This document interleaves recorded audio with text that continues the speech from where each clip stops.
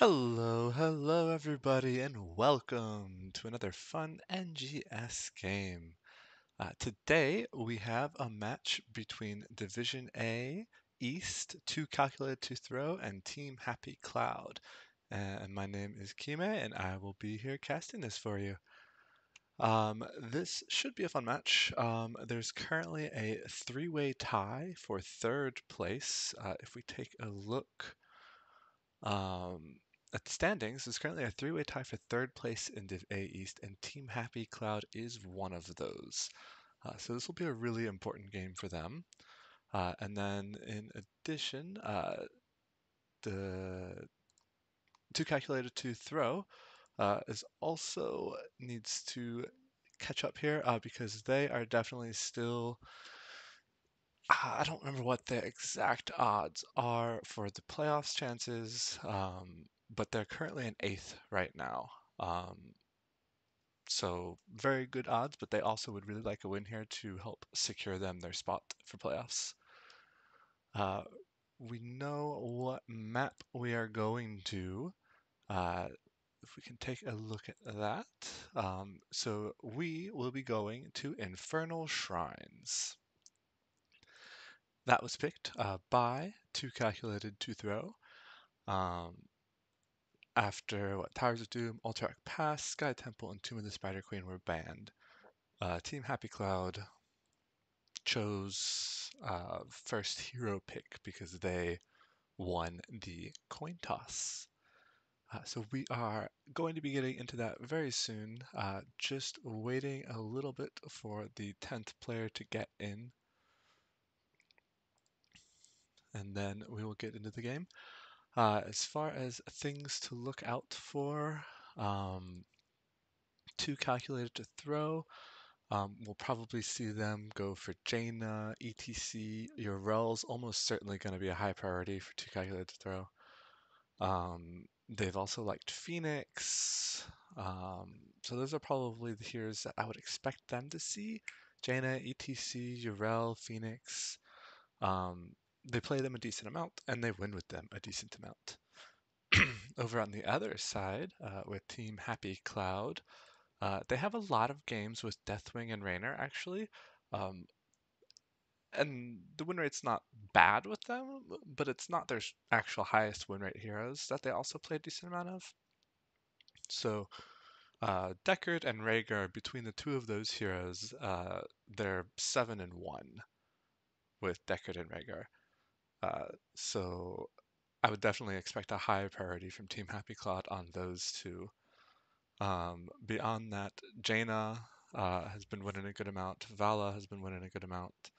Um, so those would be kind of the priorities on their side. Um, uh, Team Happy Cloud plays a decent amount of Blaze as well for an offlane pick. But beyond that, the rest of their offlanes seem to kind of be spread out amongst other heroes. And offlane is, of course, the most important. And then, like I was saying, for 2Calculated2Throw, Yrel is one of their highest priority heroes and highest win rate heroes. So I honestly wouldn't be surprised just to see that banned against them.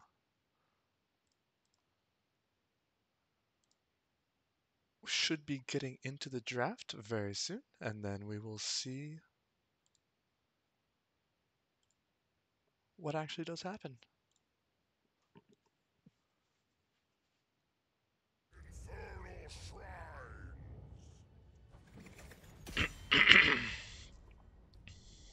All right. So yeah, as we were saying, Yrel I would expect to see banned. Um, Jaina we could see a ban. Phoenix we could see a ban. ETC is also very popular. We could see a ban. For 2Calculated2Throw, I mean Ana. Okay. Going for some healer choke already.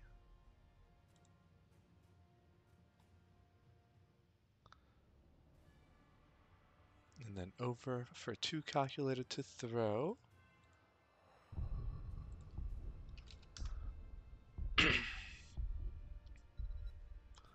What are we going to see?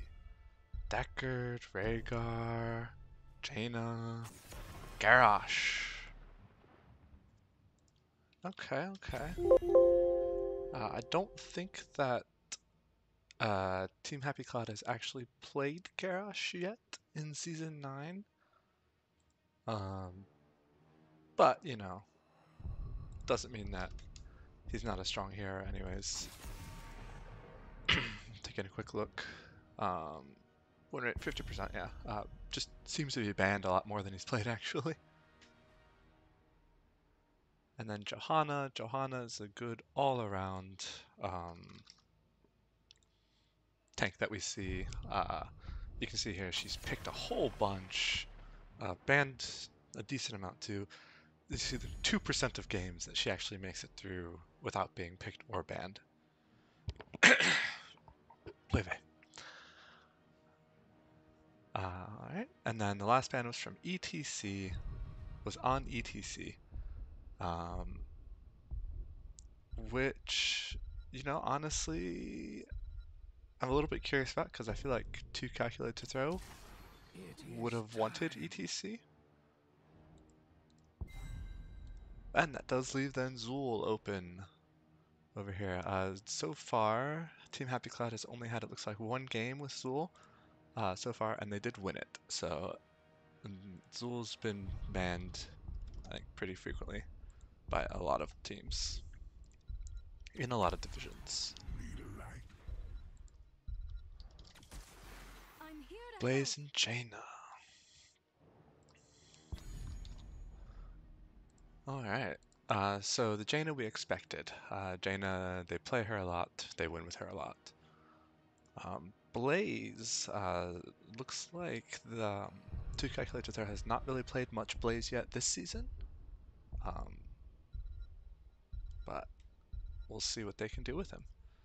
And then for the 2-3, we have Deckard, which I was expecting. We were talking about that because Deckard wins a good amount with Team Happy Cloud. And then Mal'Ganis. So Mal'Ganis is a fun pick. We have ETC and Joe already gone. So that does start to kind of restrict your tank picks a little bit. Mal'Ganis we can see rarely ever banned. Not picked very often either, to be honest, but solid. Yeah, big tank choke.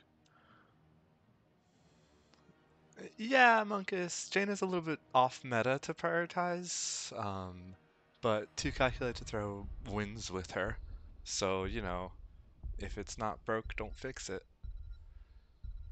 Tassadar banned, which makes sense. I think Tassadar's recent buffs have made him pretty strong right now. And then Yrel banned. Which I'm actually kind of surprised they didn't do it on the 1-2. Because 2Calculated2Throw loves Yrel and they win with Yrel. So Zool will be able to double soak if they wanted to. I'm curious if they're going to try to get, I think Colonel Pants is the offlaner, if they're going to try to get Pants on a double soaker or not. I will fight to my last breath. Imperius is a little bit rough to double soak. So they may not be doing that and just rotating with the 4-stack. That does mean also that this is a Blaze main tank. Which is not my favorite main tank, but there are other people who really do like it. Let's see, we've got Rhaegar, Falstad, and Gul'dan. Alright. So Gul'dan, alright mage, and then in particular really good at that shrine clear. Falstad has the global, so it would be cool to see Falstad making use of that. Because I think if you're not going to make use of the global, there are probably other heroes you could have picked instead. But if you make use of the global, global heroes are strong in that way for a reason. So, all right, and so this is the draft that we have.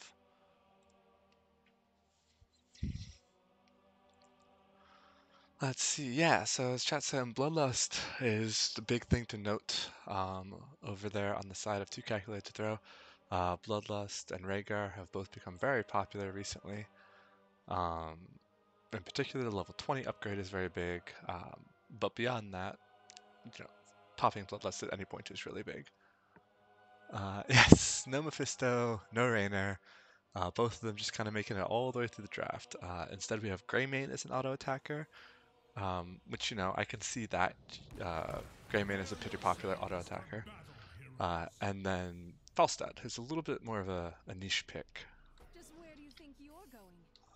Alright, so over here we have, on the side of 2Calculated2Throw, we have Jaina on, or Fear on Jaina, X Havoc on Blaze, I Feed on Greymane, Chrono Pants on Imperius, and Ektar on Rhaegar. And then over on the side of Team Happy Cloud, we have Brett Michaels on Falstad, Galaxy Quest on Gul'dan, What a Pal on Zul, Sweet Buns on Mal'Ganis, and R275 Delta on Deckard. So, just some positioning here initially. Neither team really wanting to risk too much yet. We got Blaze kind of down the bush. Could make something happen if a squishy comes walking by, but wasn't happening.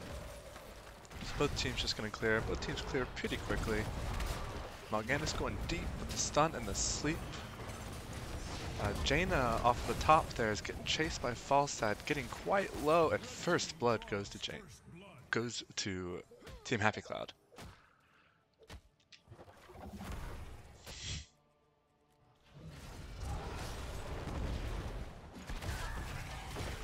So we have Zul in the 4 stack actually, which is something that we see every once in a while.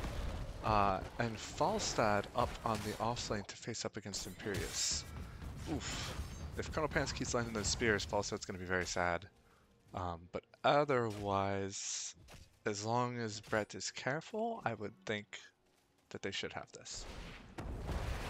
So neither offlaner going for the double soak, and instead both teams rotating as a 4-stack bot mid. Camps are up. It'd be cool to see some of them start to take that. Yes.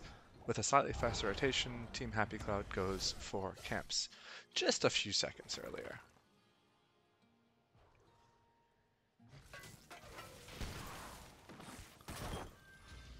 Alright, so yeah, we see the camp taken, the siege camp taken just a few seconds earlier. I feed up there, finishing off the Impalers for 2Calculated2Throw. And both teams mostly getting back to their rotations, doing more of a 1-1-3 right now. That could just be temporary. Mal'Ganis getting pretty deep here.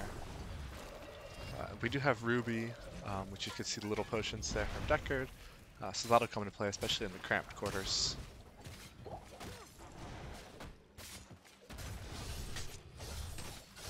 Team Happy Cloud, we can see, going for the bot camp, the kind of neutral camp, easy from both sides. And they are going to get that pretty much uncontested.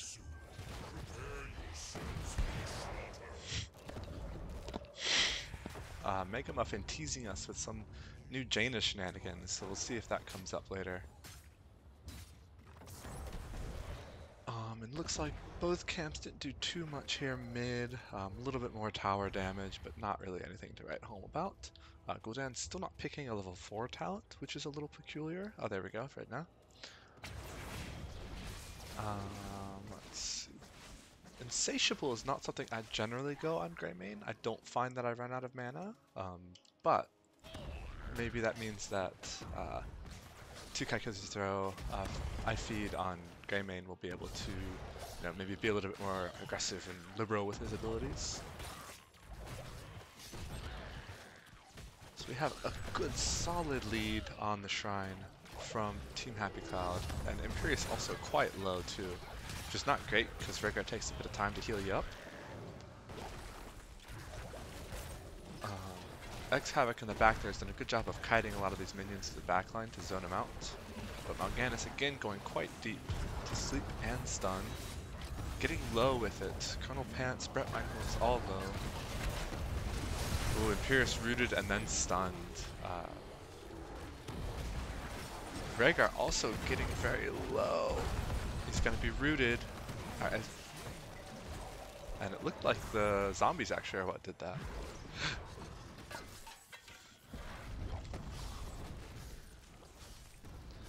Alright, so now that this is basically the objective is taken, essentially, we see both teams going out to soak other lanes, trying to catch up on that. Insatiable's got to be a misclick. I mean, I take Insatiables 0% of the time, really. But maybe not. You know, maybe iFeed has got some plan with Insatiable.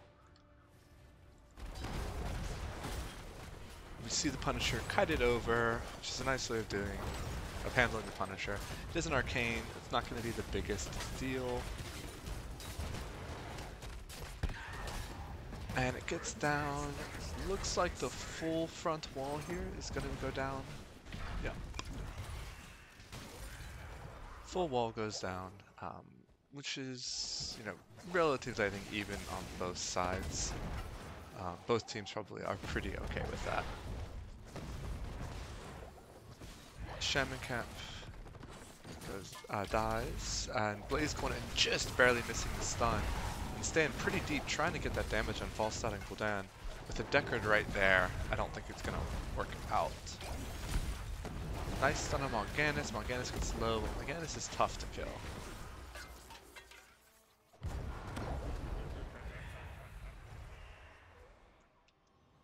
Yeah, post 10 is when Rhaegar, you pick Rhaegar for post 10. Look at Mal'Ganis being cheeky. I like it. Nice, get that well. Good job. So we do have Zul down here, taking a quick look at how much XP Zul's gotten. You know, about as even as Falstad and Imperius so far, both at high 4000s. Oh, and I missed him just diving the fort there too. Makes sense. The rest of 2Calculated2Throw was not nearby, so they had a wave, go for it. 2Calculated2Throw did take the time to take the bot camp there. Alright, and so what do we have for ults now as they're being picked? Make sure nothing happens too much here, which you don't really expect it. All 5 of 2Calculated2Throw right mid here, trying to make something happen. We got Ring of Frost, Bloodlust, Angelic Armaments, Bullet. These are all pretty standard. Sometimes you see something different with Greymane there. And then I would expect Bunker from Blaze, but they could be holding it to see if they need it or not. Gust, Poison Nova. Poison Nova is not always what you see from Zul, but not super rare.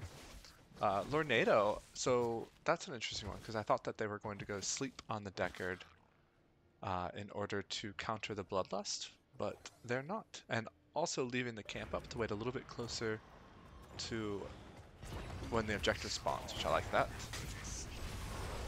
Oof, multiple ults, including Combustion and Ring of Frost and Lornado. Lornado is a very small cooldown, you can see that's just 30 seconds. The Combustion and Ring of Frost though, oof, those hurt. Horrify from Gul'dan, and then finally we have Dark Conversion from Mal'Ganis. Oof, that's often considered kind of a meme ult, so I'm really excited to see what Mal'Ganis is able to do with that. Oof, the Root and the Fear, a little bit of anti-synergy there, unfortunately. Ektar really getting low and does fall. Jaina also very low, has to back out of there, including Greymane. Blaze trying to stall the backline, trying to get some damage onto the weak squishies, but does not make it.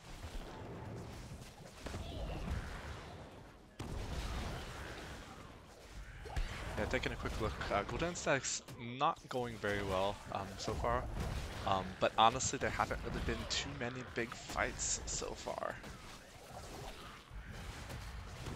So with a 20 plus lead, I don't think that 2Calculated2Throw is even going to try to contest this. It looks like they're going up to clear lanes, maybe take some camps. Imperius soaking bot. Ooh, Mal'Ganis. And the rest of Team Happy Cloud not letting this go by. Good triple sleep on the backline. Lornado making sure to keep Blaze isolated, and it looks like it will be enough for Blaze to fall. Dark conversion goes out on Greymane, brings Mal'Ganis back up. Greymane's low, but nobody's quite able to follow up on it.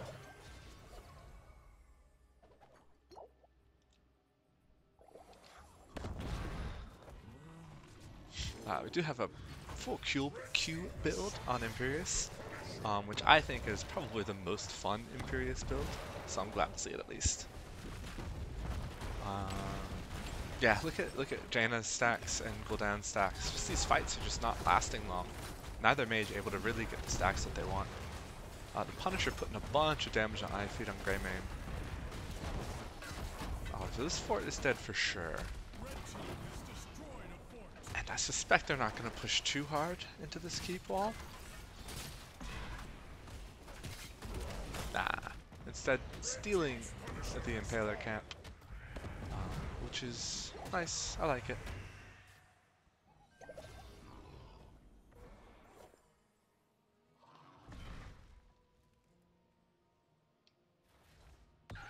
Both teams look like they're coming down to try to contest the bot camp. Blaze popping the combustion, gets stunned and only able to hit Mal'Ganis then.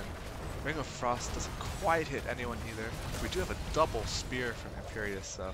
Lornado pooping out the Bloodlusted Greymane, which hurts. Lots of low health bars on the red side, but so far only Blaze falls. They do get the camp though. So 2Calculated2Throw lost 2 heroes in that fight, but did steal the camp. They did enough damage to the backline of Team Happy Cloud that they had to back off.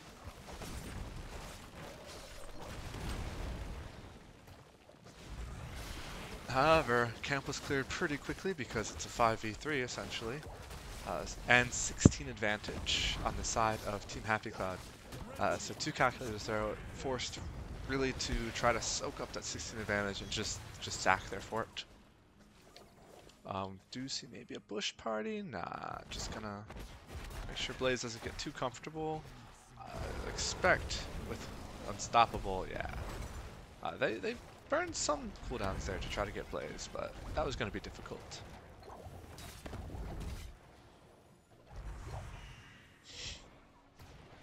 For 16, we got what? Stone Curse, which is pretty common. We got the Slow on Zul. So I've seen even with a mostly Q build that we kind of see here. Occasionally you see other talents taken on 16 for Zul. Just because the one, for example, the one that makes your Curse Strikes reduce hero damage is good, you know, even without the other Curse Strikes talents. But, you know, hard to argue against a 30% slow, too. Falstad a little bit... Ooh, nice dodge on the Blaze stun. Blaze pops Combustion. That was going to be trouble for Falstad, so Falstad uses the Gust just to make sure that they get away. So the next shrine is top. That's going to be really good for Team Happy Cloud. Well, I guess any shrine would work because they have all the forts down. Yeah, having all the forts down means that this next Punisher, if Team Happy Cloud gets it, is going to be pushing keeps. And depending on the deaths, maybe even some core damage. Gul'dan and Jaina both very sad with their early quests. More Q. We do have Root for Jaina, which I like that one. Alright, let's see. We've got a bit of a fight. Mal'Ganis going deep with the sleeps. Falstad flew in. Blaze is getting pretty low now, but Bloodlust did come out. Blaze is rooted in the towers. Mal'Ganis surviving the backline, but Blaze not able to do the same. Double root this time from Jaina, which was great. Greymane almost able to finish up for that Zul kill, but the Falstad Gust disengaged the rest, which meant that Greymane wasn't quite safe enough to do so.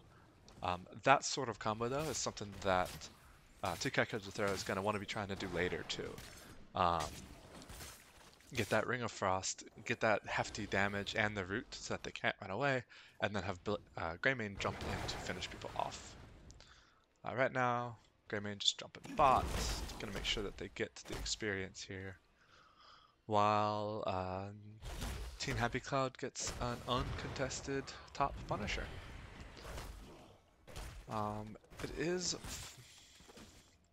let's see, it's 5v5. The Punisher, like I said, is gonna be uncontested. But it looks like 2Calculated2Throw not trying to really take an engagement right now. Since they're even talents, even though they're down levels, I almost feel like they want to just fight.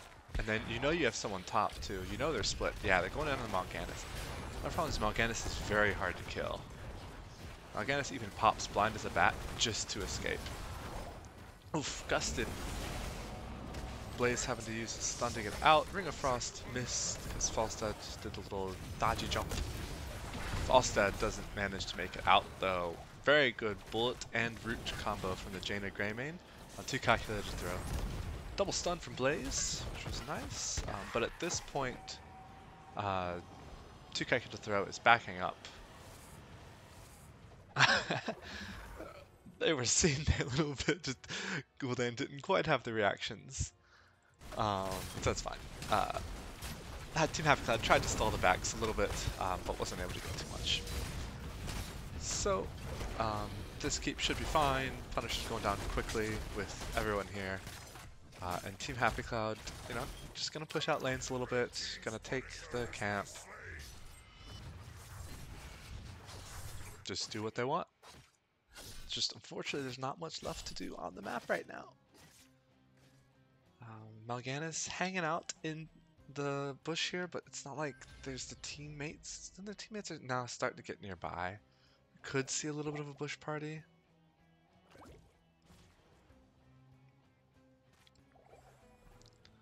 But look at the patience here from 2Calculated2Throw. I love this. This is something that you do not see very often at lower divisions. Just the patience to wait for the wave to come to you when you're down. Good unstoppable from Blaze.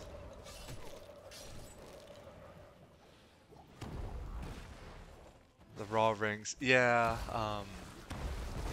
yeah, Jaina's being really, I think, greedy with her rings there. Not waiting for much of a setup, just throwing them out there with at best just a chill. It's worked once so far. The other time it did make Falstad waste his escape, which did lead to a Falstad kill.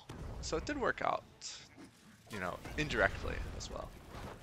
Blaze taking a lot of poke damage, which is not great, because again, Rhaegar doesn't have the best healing.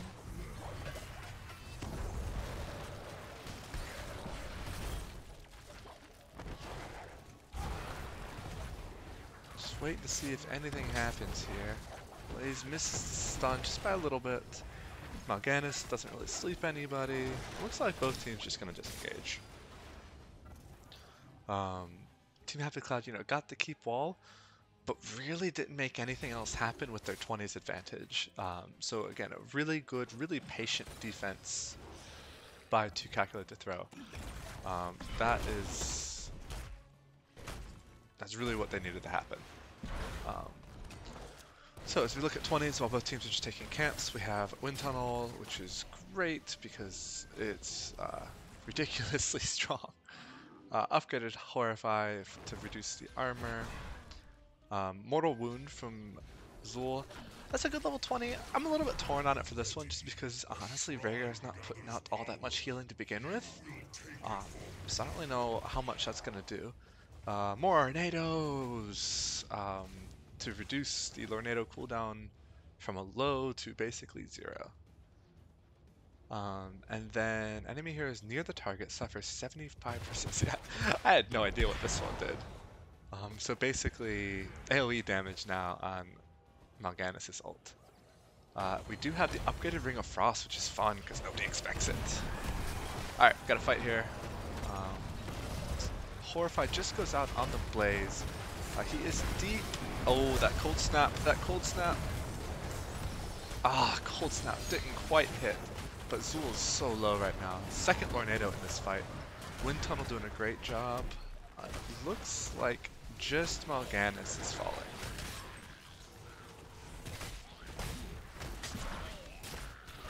Yeah, as I mentioned Cold Snap. Cold Snap's really cool. Didn't... Oh, Bloodlust heals. That's actually a good point. Yes, good job, Twitch chat. Calling out Mortal Wounds to reduce the Bloodlust healing. That makes sense, yes.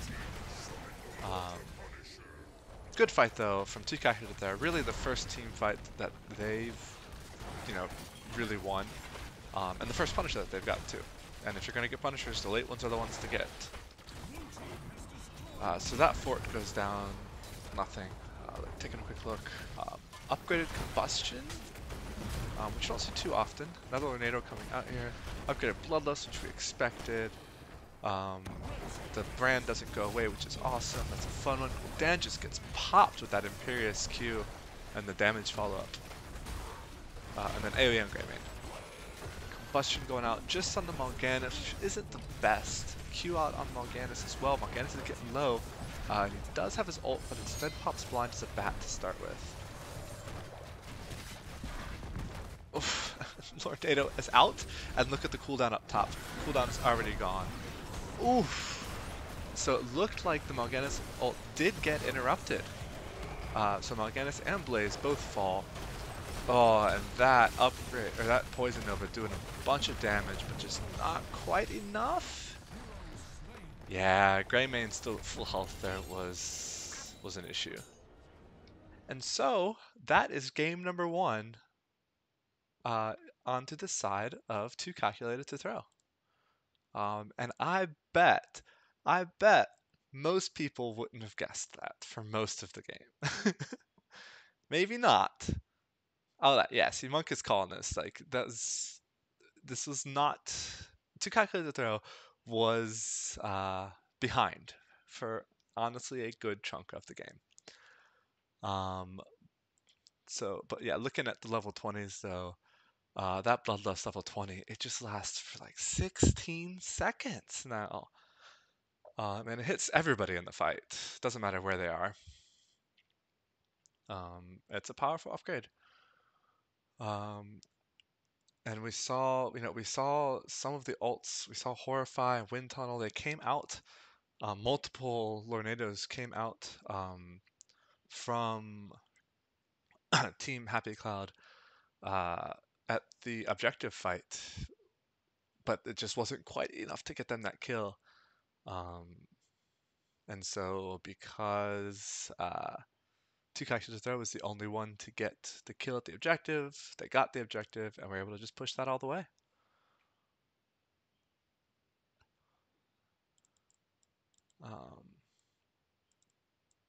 Mega Muffin complaining about the map. Yeah, it's not the only map, though, where late game objective is really important. That can happen on a lot of them. But yeah, I mean, it's easy to say it was, all down to that fight, but there were really good plays, especially near the end of the game for 2Calculated2Throw. Especially, just the patience of they were not 20 and just not getting into any exposed position. Because the Punisher before that, or maybe not the, I don't remember that. No, not the Punisher, but before that, there was a 20 advantage that if 2Calculated2Throw, if they were less cautious there, that may have gone in a different direction.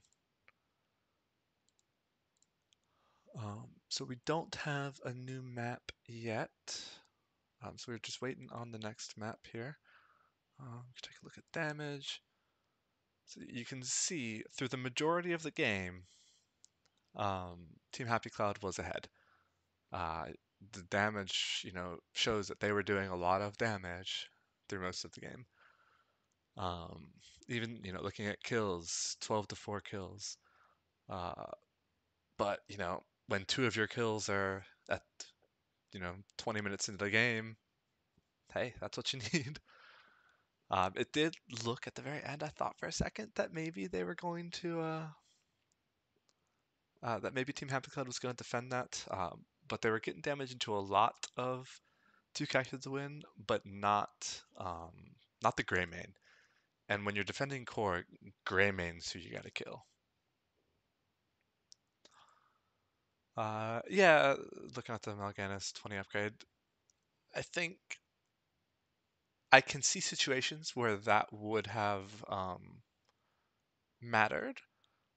However, I don't think Mal'Ganis got his ult off after 20, I'm trying to remember. He tried to at the very end, right before he died. And I think Mal'Ganis um, did die actually. So before getting it off, I don't think I'm trying to remember. He may have gotten it off, but it didn't get enough. He didn't get healing from it. Okay, and so our next map is going to be on Volskaya Foundry. I don't know who picked it yet.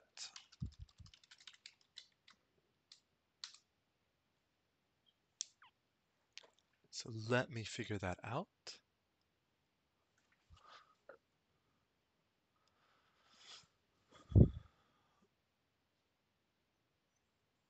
Waiting patiently. All right.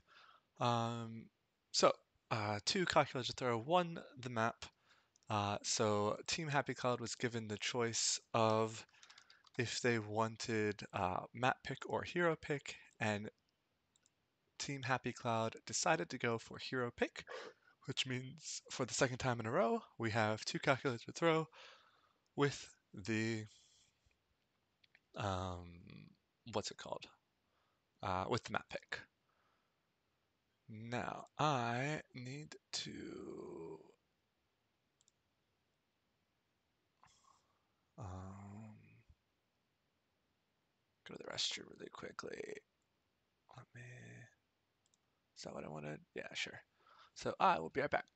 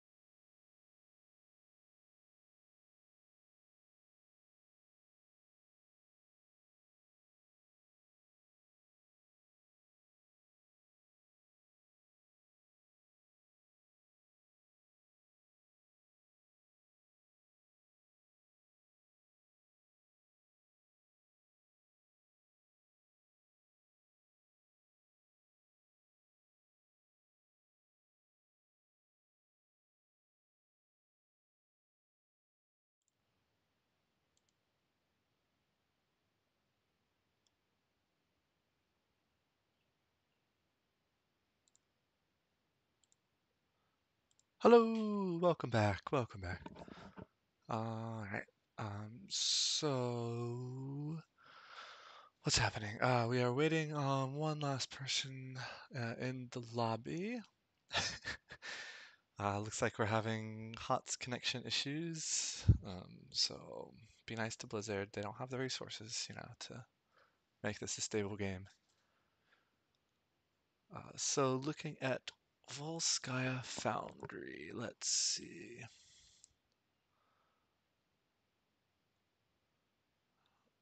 Volskaya Foundry looks like in Season 9, Team Happy Cloud has only played one game on this. and they did lose that. Whereas 2Calculated2Throw has played 3 games, and they're 1-2. So truthfully, it looks like neither team has won on this map very often this season, but at least one of them is going to improve that record right now. Let's see. So I'm trying to think of what should Team Happy Cloud do differently this game. I mean, it wasn't like there were a whole lot of mistakes on their side. Um, Really, that one last big objective fight was kind of the big deal. They had a couple, let's say, non-traditional ult choices. Um, so maybe they'll choose to go a little bit more, meta with those picks. Um, but Mal'Ganis got some good value with the ult. Would he have gotten more value with sleep? Maybe, maybe not. Hard to tell. But he had some good, like 30% to 100% ults there. Uh, one more restart looks like we got going on. Take another look at the standings here. Um, so taking a look at how many games they've played. So it looks like Team Happy Cloud and 2Calculated2Throw have both played the same number of games. Um, and although it's third places versus eighth place, uh, it's really just basically a 3 map differential here. Team Happy Cloud won 3 maps that 2Calculated2Throw lost, 10-7 versus 7-10. Um, so both teams, pretty close overall as far as their performance has gone. Like, wouldn't expect this to be a blowout in either direction.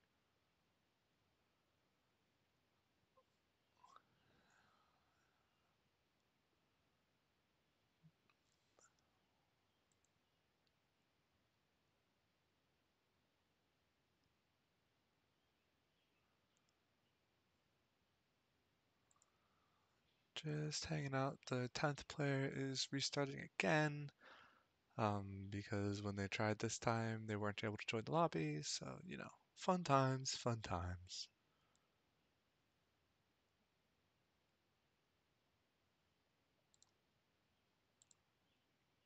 Let's see.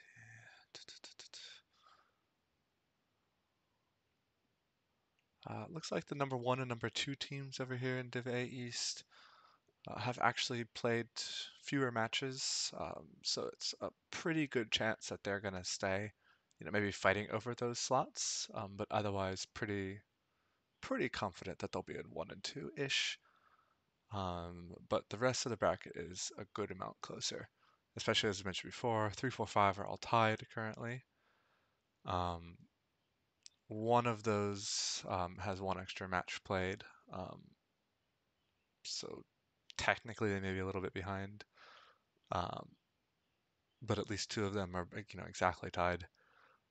Um, and then again looking all the way down to 8th place, it's really just a few maps that's determining the difference for most of these.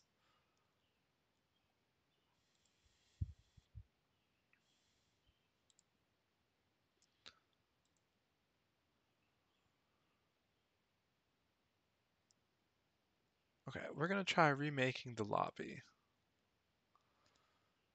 and see if that helps. Otherwise, please just bear with me.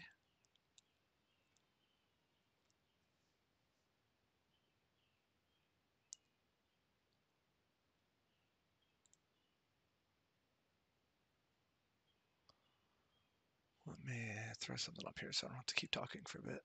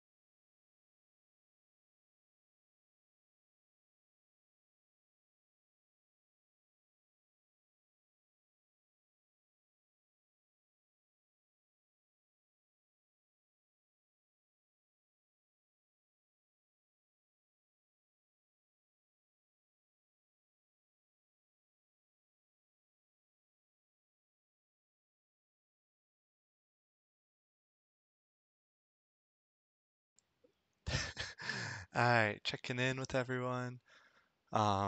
So not having the best of luck so far. We are now down to 8 players in the lobby, from 9. So that whole positive progress that we were looking for is not happening. So we are just hanging out some more. Um, just waiting and hoping that good things will happen. Okay.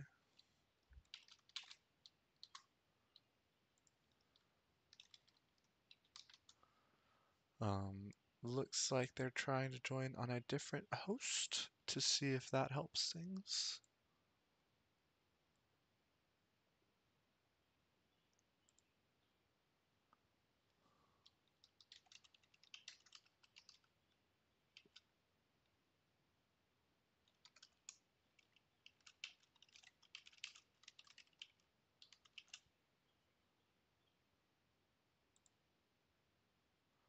Uh,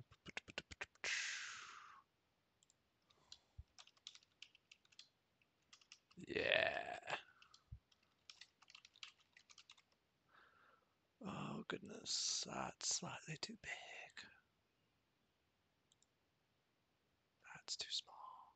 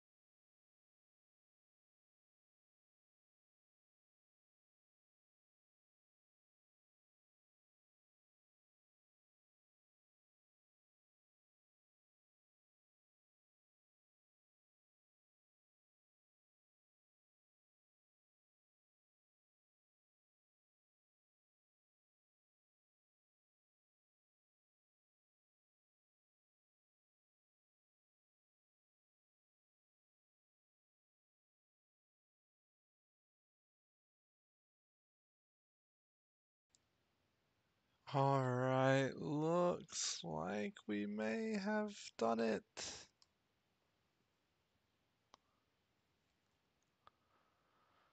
Alright, go, go, go.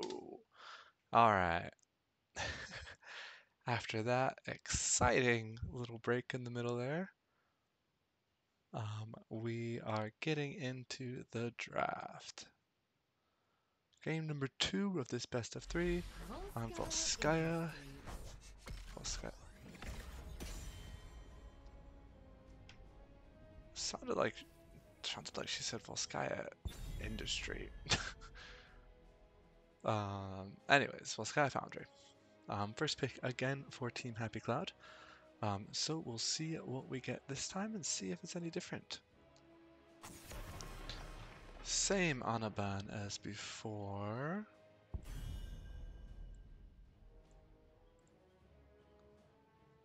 For 2Calculated2Throw. Oh gosh, I don't even remember what they banned last time. Nope.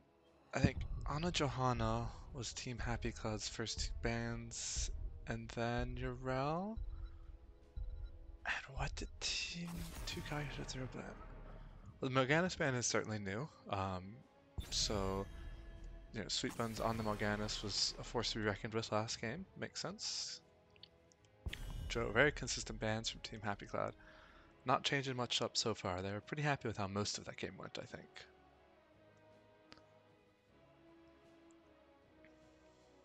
And what are we going to get for ban number 2? ETC ban. ETC. I think they did that last time because I commented on it. Because 2Calculated2Throw. Yeah, they have a good amount of ETC games and a solid win rate too. So. I will fight to my last breath. First pick Rhaegar. Team Happy Cloud saying no, we are not letting that happen again. They had, pretty good disengage from the Bloodlust last time, but it's still it's a strong ult, and then once you get 22. So it begins. And so now Ektar and Tikaka on the other side going, well, you know what? That was good disengage. And then here's another switch up.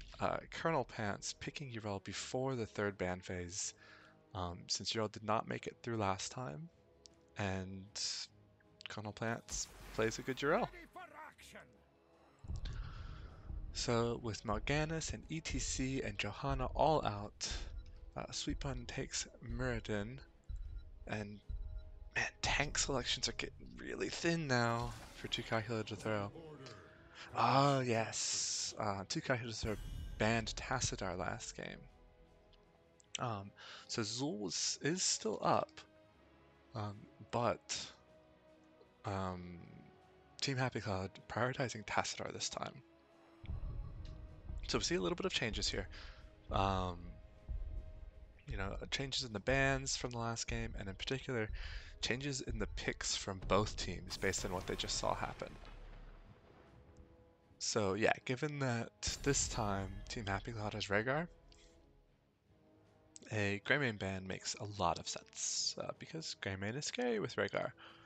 But there are still other good auto attackers that would work, and Archon Tassadar is not bad with Rhaegar either.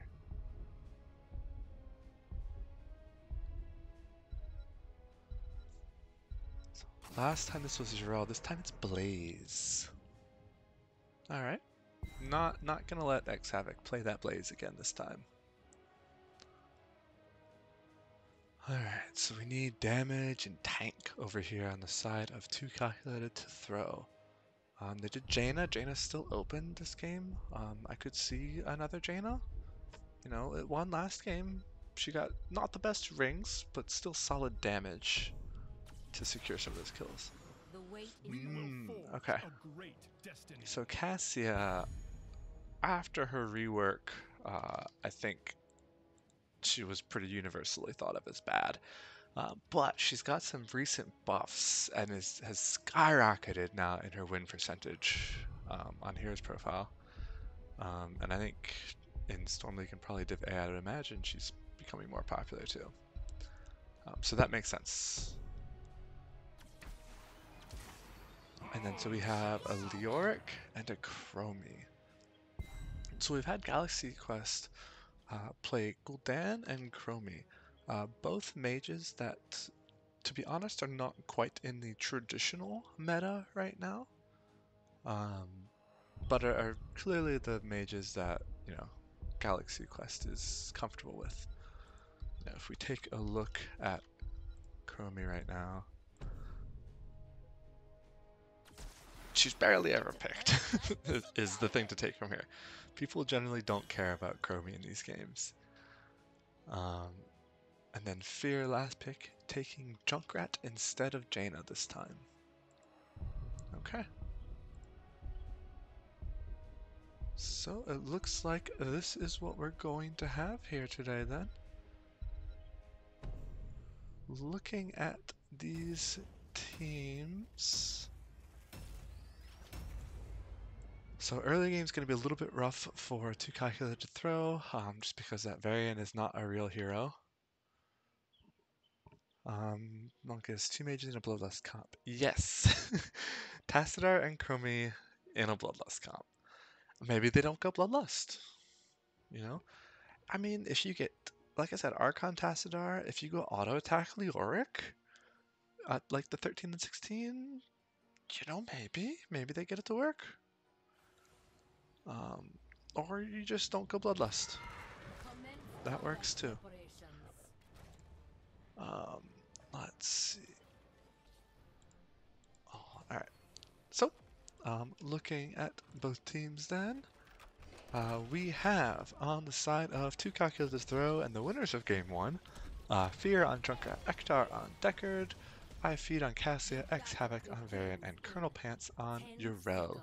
And over on the side of Team Happy Cloud, we have R275 Delta as Rhaegar, Galaxy Quest as Chromie, Sweet Buns as Muradin, Brett as Leoric, and What a Pal as Tassadar. Team Happy Cloud winning most of the last game, but actually coming out with a loss at the very last minute or so. Oh, and looks like Cassie has left the game, so that's not a great start. This is not the yes, we were waiting before on a Team Happy Cloud member. So we see a little bit of banter here. Wrong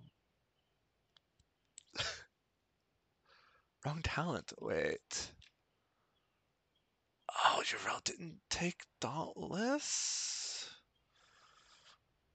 Interesting. So, it sounds like that was the wrong talent choice. I can see how she may have wanted to do it that way, just because there's not what you traditionally think of as auto attack heroes on the side of Team Happy Cloud. WTC both teams forfeit game 2. Yeah, it's almost looking like that's gonna be what happens.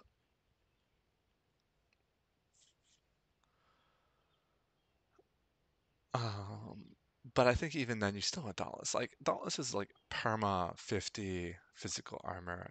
Even if you don't have the biggest auto attackers on the other side, that's a lot of physical armor. Oh, let's see, what else do we have? I'm sure I don't really know Junkrat. What are they talking about? Charged strikes from Cassia. I'm not going to know most of these Cassia talents. I didn't know her before rework and definitely don't know her post rework. Oh, I like Field Study from Deckard. Perfect Storm. Lightning Shield. This is the really common one for Chromie. I like this Tassadar. Alright, back in the game. Presumably with all 5 players.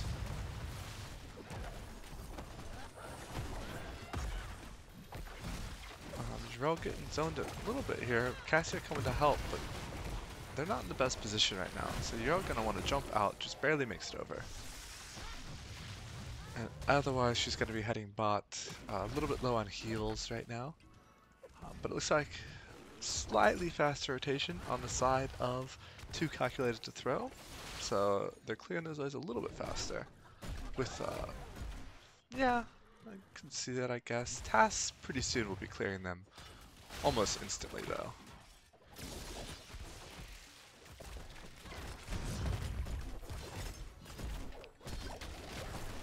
Varen's a little bit low, and Varen's gonna stay in a little bit of trouble till 4, when presumably Varen picks taunt. I love turrets are up, and almost immediately um, Team Happy Cloud goes for them. That is the right decision, I think.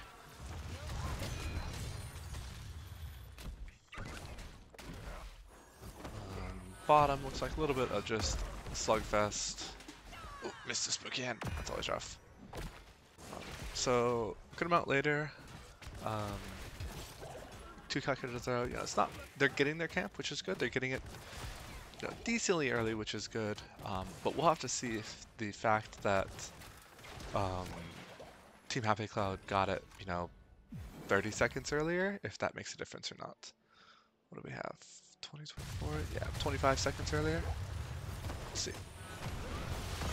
Yrel trying to hop up here just to help out a little bit, make it a little bit easier for Junkrat Varen to stay top and clear that way lane a little bit faster before she heads bot. And you can see she didn't miss any soak there.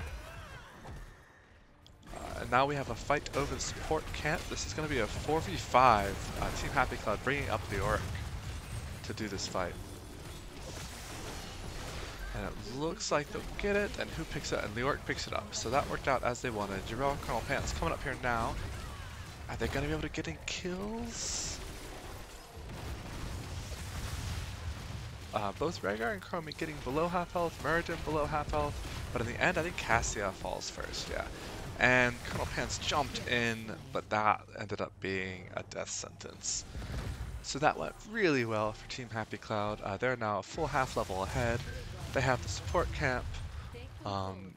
Their fortification camp is going to be up a good 20 seconds earlier. And they got 2 kills off of that. Only 2 kills of the game so far. This is, still early in the game, so 2Calculated2Throw definitely by no means out of it. But they need to not let that happen much this game. Both teams going for their siege camp, which makes sense. Siege camp's a little awkward taking it at both times because sometimes just random chance will mean one siege camp wins over the other.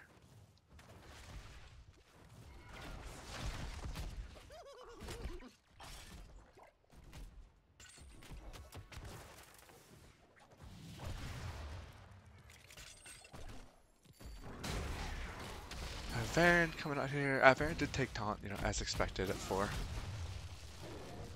A nice time trap here, which looks like Crim's going to wait a little bit on using that. Yrel dove pretty deep and is not being punished for it so far. Getting on that Chromie. Oof, missed the hammer, unfortunately.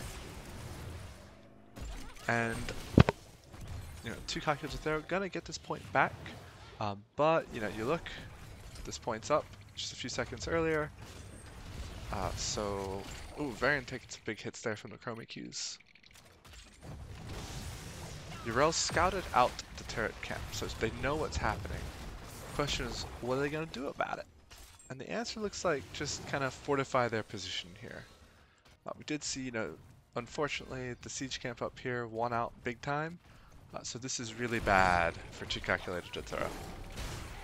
I didn't see if anybody up there on Team Happy Cloud went to defend it, but either way it's bad now for 2Calculated2Throw. Yrel jumps in, Healy can't drop, turret is down, and Varen falling quite low on health. Deckard can get a lot more consistent healing out. Yrel just trying to jump on that Chromie every chance she gets. Or over on the Tassadar maybe. She's getting low too though. And looked like she was charging up her Q, but wasn't quite able to. So both teams getting to 90% with the Protector, but unfortunately with this Protector, Varen does fall to the Chromie Ws. Unfortunately this Protector, it doesn't matter what percentage you get, if it's all or nothing. And so you can see the wall here is very low. Tassadar, throws a Q or two and may just be able to kill the wall. Oh, no, the minions will do it. The tower, at least. So, as is traditional, the Protector heading up here, what they want is they want to get that fountain. And that's what they're going for. Just punch one more time. Not quite. There you go. And then now from point B, 2Calculated2Throw is probably going to be at a disadvantage. Killing all the minions almost, but getting really low, and Team Happy Cloud, Merge, and Rhaegar have to back out here. With well-timed roots, though, means that they get rooted right as they pop out. Ults are popped, Bloodlust and Tomb. Cassia is stuck. She gets slowed, she gets chromie queued, and she dies. That was really nice coordination from Team Happy Cloud. They had the level 10s and used them. Got out the Tomb, got out the Bloodlust, Archon was popped. And then that we didn't talk about there, Slowing Sands, and we did see Avatar there as well. So those are all the fun ults on Team Happy Cloud. Over on the side of 2Calculated2Throw, we have Riptire, which is traditional, Stale While Listen this time. Over on the other side, Team Happy Cloud took Lornado when they had Deckard. We do have Shield Wall, which makes sense versus these mages, Ardent Defender, and Valkyrie. Valkyrie's a fun ult, but it can also be a little bit wonky sometimes. Let's see what's Monk is saying. Team Happy Cloud winning pre-10, that's not a good sign for 2Calculated2Throw. You know, you're not wrong, just because of how strong Bloodlust is, but, you know, remember, as 2Calculated2Throw showed last time, all you need to do is win the end of the game. Murden getting low, but Murden had to jump, so wasn't in too big of a risk there. Yrel looking like she may try to do something.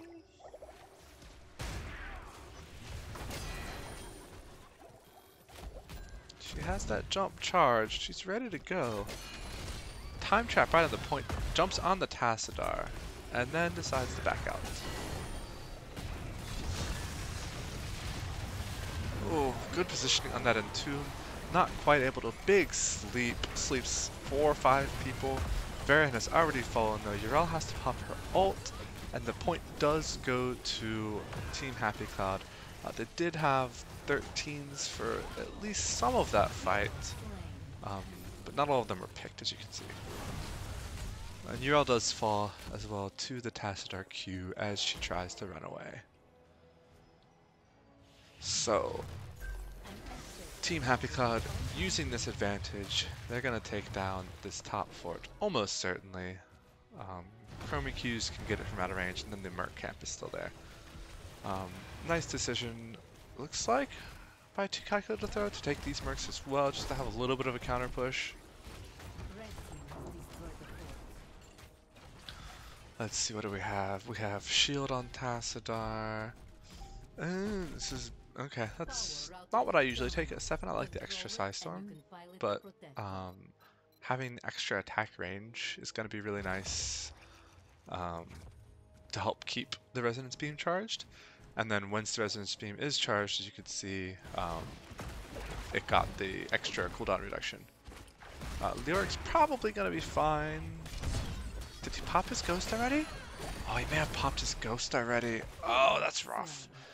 So one issue is that if you pop your ghost in the 1v1, you gotta be careful, because you can't escape anymore. Let's see, we got like Ruby again, super healing potions, pretty traditional build from Yrel. Now with even talents and Leoric dead, 2Calculated2Throw is on the point. Let's see, good Valkyrie on Rhaegar. Leoric does respawn though, still even talents, Bloodlust popped, and that's scary. You can see as soon as Bloodlust was popped, Deckard walked right up there in order to get that sleep. Unfortunately, it did mean walking through several. Let's see, does Yrel have her ult? Yrel popped her ult already, so Yrel's in trouble too. Oof. It's 2 deaths from 2Calculated2Throw. That was a little bit rough because really 2Calculated2Throw didn't really have the time to back up after the Bloodlust was popped. They needed a little bit more zoning, I guess, on the Leo and the Muradin, because Deckard had to walk through the Leo Muradin in order to sleep the rest of the team. And that cost Deckard most of his HP. And then it was downhill. Easy fort from the Protector. They had already gotten the wall and some damage on the fort. So now, traditionally you want to get this bot well, but I think they're just going to go for the full fort. I feel like they should go in if they're going to waste the glove, but we do have Uriel pretty deep here, trying to do a lot of bullying here. Ooh, she's getting low though, and 40 seconds to her ult, so she needs heals from her Deckard. Uriel did take the bouncy bouncy talent at 7, so as long as she keeps hitting her jumps, she'll be able to keep jumping. Ooh, Valkyrie, and I think Tassadar was I think it hit, but I think Tass was unstoppable. Nice sleep, and Riptire trying to follow up on that, but I think that was being a little bit too greedy. They are down 16s, and so I think 2Calculated2Throw needs to get out of here. Variant, oh no. I think 2Calculated2Throw was being a little bit greedy there. They were using ults. They were trying to get kills. It was a 4v4. Do you see a nice counter kill on Leoric up there? That was a good rotation by Cassia. What they really need is they need their 16s. And so mid is pushed out to an unsafe degree. But this camp, top, and if someone can go bot, they can soak that too. And then 2Calculated2Throw will get 16s, really any second now. Just going for the Healy camp before 16s is really risky. They just need like 2 minions. Okay, they got it. Alright, much more comfortable now.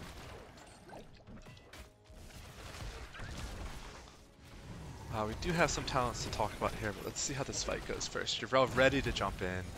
She's going to do it as soon as the Merc dies, I'm sure. And yeah, good job to steal that camp, steal the objective. Leo is getting low, but so is Deckard. Bloodlust has popped a little bit late. Chromie gets pulled by the Valkyrie, and Cassia uses her little flashy traits to get a double kill. Rhaegar getting low. Uriel pops her ult just to make sure.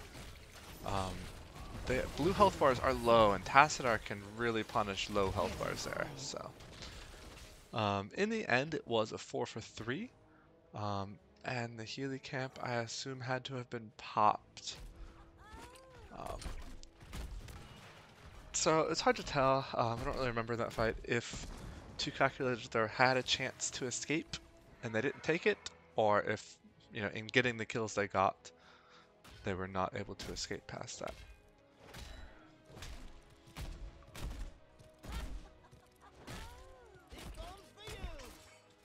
Alright, looking at talents, we do have reducing armor, oh, we do have the banner that reduces armor. A lot of the times you take, what, increased spell power, I think? Because that and the 20 banner give you lots more healing, but reducing armor will help them get those kills. And then look at that! Yes! This is my favorite one for Deckard. Stun on Deckard's little staff thwack.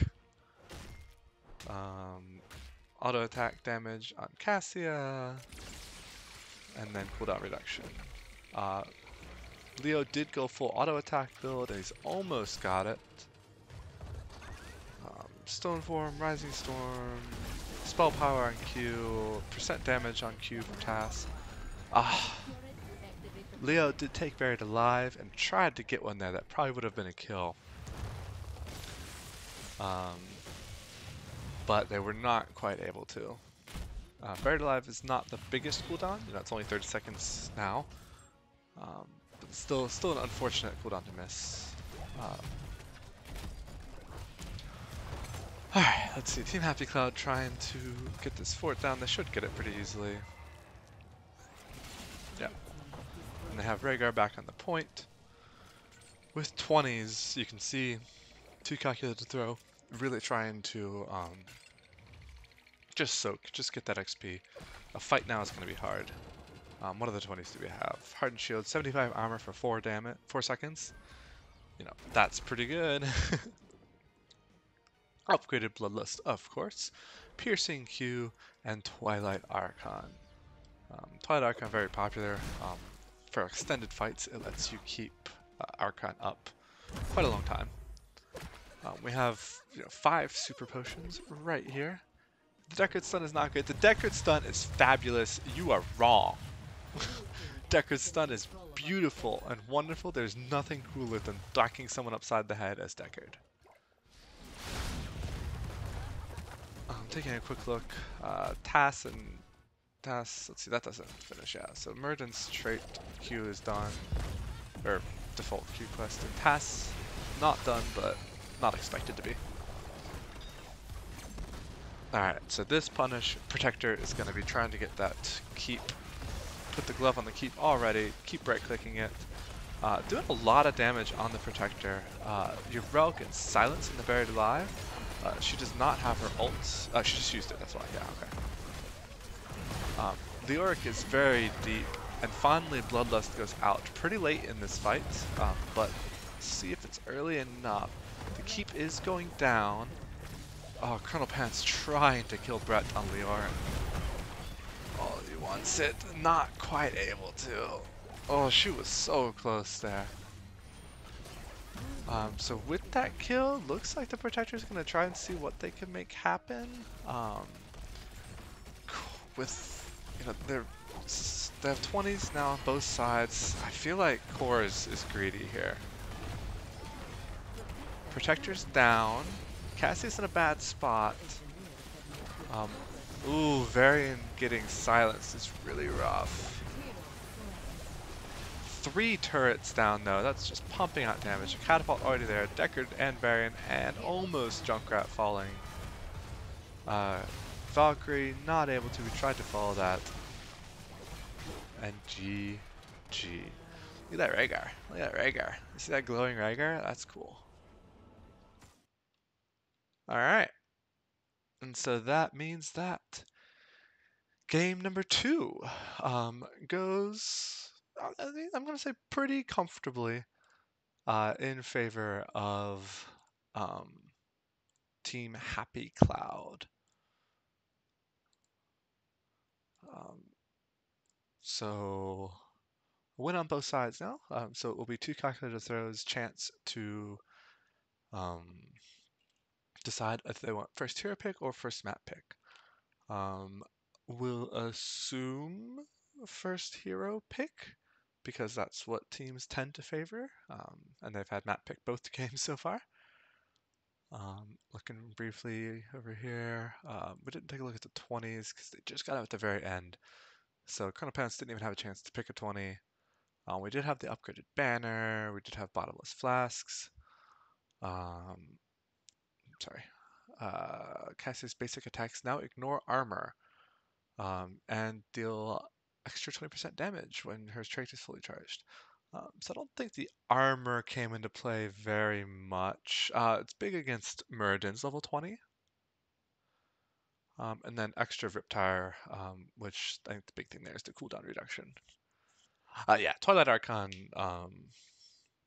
if you're able to get that kind of really extended fight, that siege through a keep into the core, things like that, you just keep Twilight Archon the whole time, and that gives you all the benefits of Archon, which are not small. Now, especially that with the Tassadar rework, that it affects most of his talents. Taking a look at stats. Cassia actually top damage by a slim margin, but still a top damage.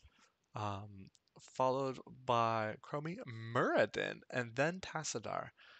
So Muradin ahead of Tassadar on damage is not something you see very often. Looking at siege damage, Tass and Chromie really competing to try to get the most siege damage there.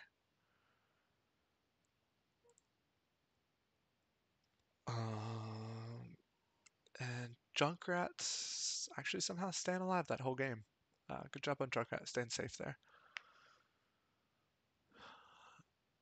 Alright, Infinite Archon plus Bloodlust. Yeah. yes, it was.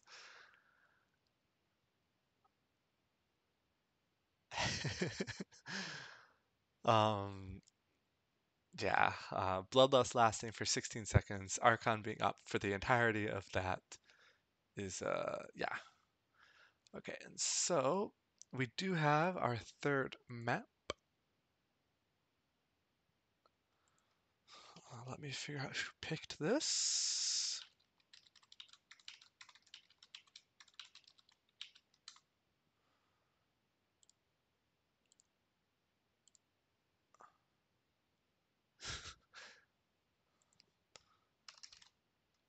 Okay, so 2Calculated2Throw. Objective damage. Oh, it could have been, yeah, Mura was in the objective for a lot of that. So that I would, yeah, that's probably how Muradin got a lot of his hero damage. Um, okay, so 2Calculated2Throw, lost the last game, had the choice of hero pick or map pick. And they decided to go for hero pick, which means that Team Happy Cloud is taking us to BOE, Battlefield of Eternity. And so this is game 3 of 3. For those of you that are sticking this out, thanks. It's been a long series, but we're an hour and a half into this almost. Had some technical difficulties throughout. Sweet Buns is GM. Is that what I saw there? Dang. Um, is that right? Look at that. Sweet Buns is GM over there. A lot of these players probably are. Um, but they had it. It was showing up in their profile for a second. All right, I'm going to be right back once more for another restroom break in between this one because it has been a long series. And then we'll get started.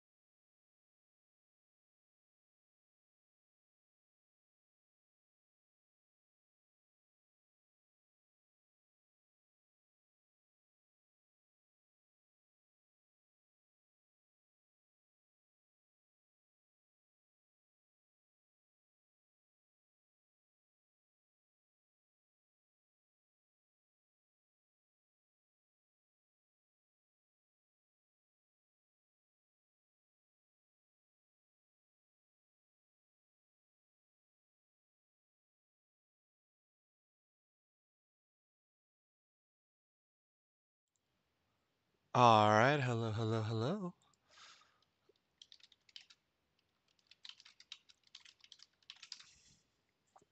All right, everybody, let's get back into this game. Game number 3 of the best of 3 scores. 1-1 between 2Calculated2Throw and Team Happy Cloud. Bloodlust of Eternity, yeah, really. We are hopping into the draft momentarily. Any second. The countdown had finished. Just waiting.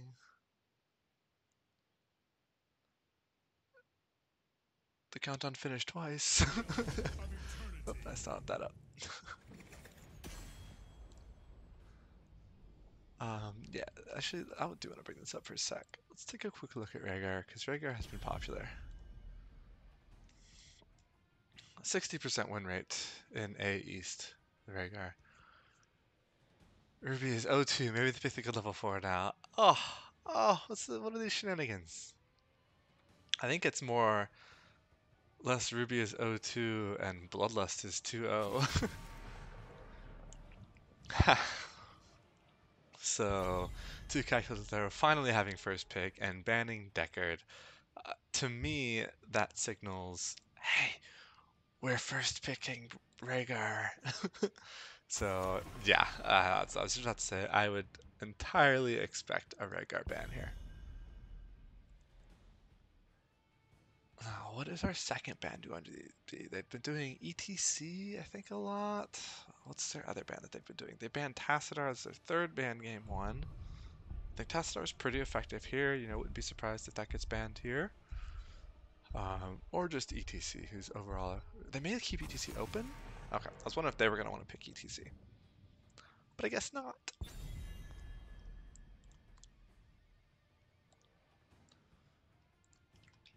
What is up with ETC?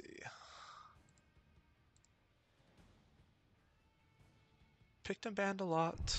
Wins, yeah, you know, decently solid. I'm curious, in Div B, it's all about Johanna as the tank. Okay, not quite the same here. She's picked a lot, but at Div B, her win rate is like 60 to 70%. Alright, Battlefield of Eternity. Oh look, speaking of Johanna. Zul priority maybe? Yeah, we could see Zul still. It's, you know, you can't double soak here, but that doesn't mean that he's not good. You can see, yeah, wins 70% of the games, but yes, we've had Deckard versus Rhaegar in game 1 and game 2. Just the Deckard disengage versus the Bloodlust. Tassadar and Greymanes just going straight up for the damage. Greymane for that burn and Tassadar just for that raw DPS. Tanks, healers, what are these? Just give me damage. And Tassadar. A lot of flexibility on what these picks are going to be. Lucio and Li Ming. Okay. So Li Ming is popular on BOE because she's able to get that poke on the Immortal from a lot of different places.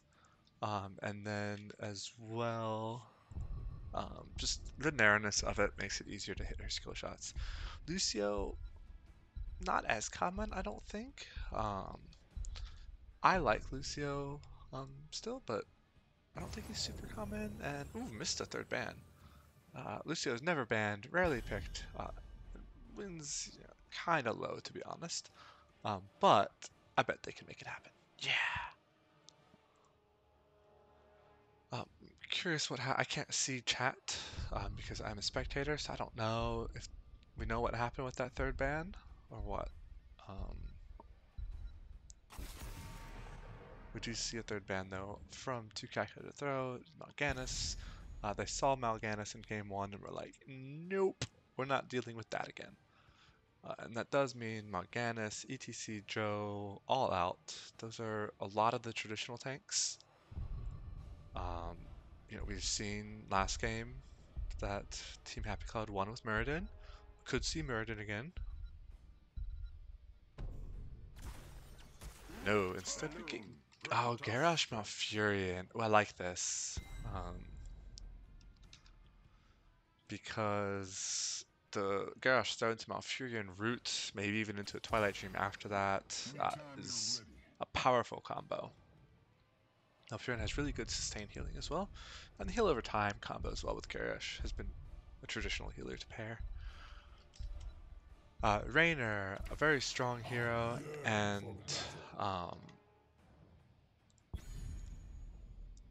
good on this map, and two, just because strong A burn and then Exterminator, I believe is what it's called.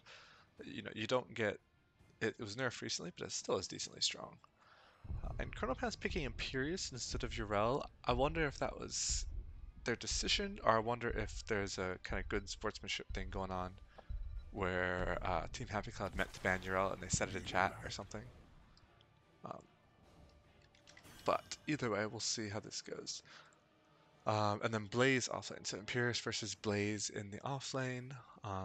Neither really the best at burning the Immortal. And then Garrosh, Dro as the tanks, Lucio, Malfurion as the healers, Raynor, Greymane as the A, Burn, and Leeming Tassadar as the ability mages. No idea who wins this race. Oh, let's see.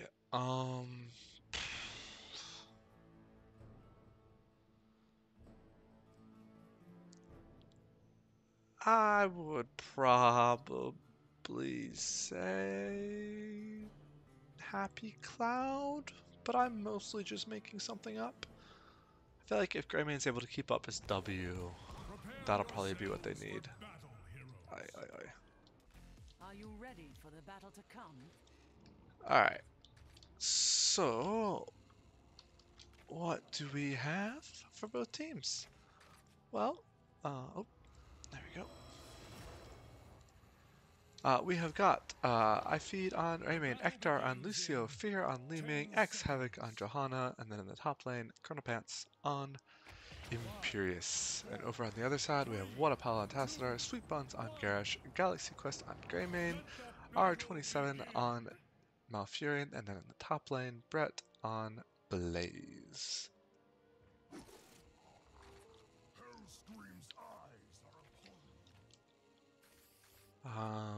Looks pretty traditional from the level 1s. Yeah. Didn't recognize all of the icons, but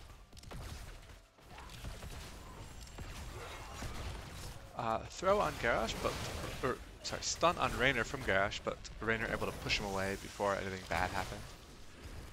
And so both teams just clearing the wave, getting some poke damage. Ooh, Raynor gets thrown and rooted, and that was the combo they were looking for. And that was the combo they got. Task taking triple magic missile, which is not great for his HP, but yeah. So 2Calculated2Throw is going to need to be really, really careful with Sweet Buns. Several members of 2Calculated2Throw will just die. Up in the top lane, Colonel Pants taking a decent amount of damage as Imperius. Finally getting the combo that I'm sure he was looking for.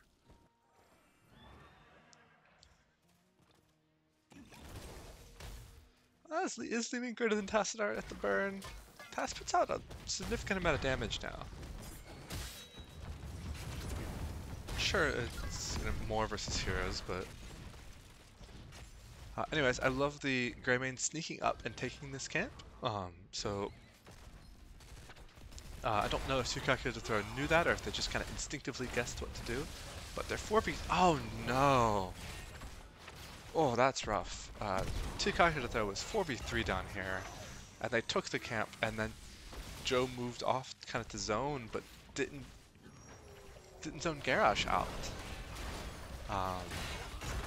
That was an unfortunate mistake. Yeah, it's not the biggest deal. It's just an early camp. They're here to defend it and everything. It's just not what they wanted to happen. This camp with the 2v2 up here, with because it took Raynor a while to walk up here. I don't think the new Greymane was staying. Has gotten down the whole wall up here, which is pretty good so far. Blaze is really low on mana, and not saving it, so gonna have to tap or back. Looks like Blaze is gonna back. Colonel Pant's gonna back as well. So both of the offlaners backing, both of the rest of the teams grabbing their bruiser camp, as the Punishers spawn. Almost identical timing. It's really nice for both teams. So it looks like Greymane has his W up right now, so he's going to want to stay on the Immortal and ideally not lose the W. Big fight happening here. Garrosh taking a bunch of damage. Raynor coming down instead of burning now. Greymane low enough that Greymane's going to back off. Probably lose the W. Trying to keep it up on the wave. Raynor has gone back to burn down the red Immortal. So they do outnumber them here. Team Happy Cloud does. Are they able to get anything? Oh, Greymane is so... Or, not Greymane, Garrosh is so low. Greymane is low too, though. Oh no, look at Actar getting out with 30 to 40 HP. And Greymane has to back. They did burn a good chunk of that Immortal, which is great for Team Happy Cloud.